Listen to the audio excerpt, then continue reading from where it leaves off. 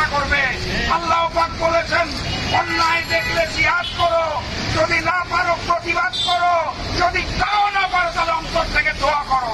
অতএব আপনারা দোয়া করবেন, প্রতিবাদ করবেন এবং তাদের সহায়তা করবেন, যাতে আমাদের মুসলিম ভাইরা মাথা উঁচু করে বেঁচে থাকতে পারে।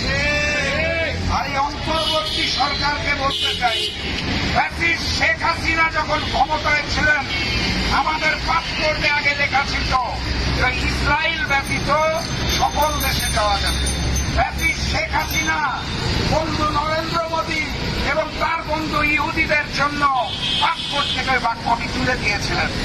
অন্তর্বর্তী সরকারের দৃষ্টি আকর্ষণ করতে চাই, বাংলাদেশের মানুষ ওই নাস্তিকদের ওখানে, ইহুদিদের ওখানে যেতে চায় না। সকল ধরনের কূটনৈতিক সম্পর্ক ইসরায়েলের সাথে ছিন্ন করতে হবে এবং দ্রুততম সময়ে করে আমার মুসলমান ভাইদের পাশে দাঁড়াতে হবে। সর্বশেষ আমি মুসলিম জাহানের সকল দেশের নেতাদেরকে অনুরোধ জানাই, আসুন আমরা একত্রিত হই। যদি প্রয়োজন হয় আমাদেরকে যাওয়ার ব্যবস্থা করে দিন। ইনশাআল্লাহ বাংলাদেশের মানুষ জিহাদে যাওয়ার জন্য তৈরি আছে, প্রস্তুত আছে, আল্লাহর প্রস্তুত আছে। অতএব সর্বশেষ কথা, ওই মুসলমান ভাই বোন নারী শিশুদের সহযোগিতায় এগিয়ে আসুন, প্রতিবাদ করুন।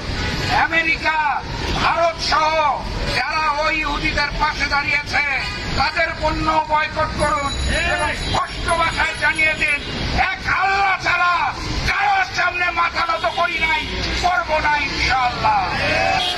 ইনশাআল্লাহ আল্লাহর জমিনে প্রয়োজনে আবারও আবাবিল পাখি আসবে আল্লাহর তরফ থেকে।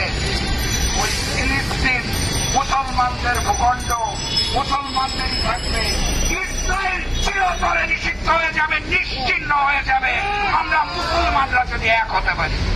সারা জাহানের সকল মুসলমানদের একত্রিত হওয়ার আহ্বান জানিয়ে, গাজাবাসীর আজকে যে বৈশ্বিক ধর্মঘট ডেকেছে তার প্রতি সংহতি জানিয়ে, সম্মান জানিয়ে, শ্রদ্ধা জানিয়ে আজকের মতো বিদায় নিচ্ছি। বিজয়ের পথে যাত্রা শুরু, জীবন অথবা মৃত্যু। আসসালামু আলাইকুম।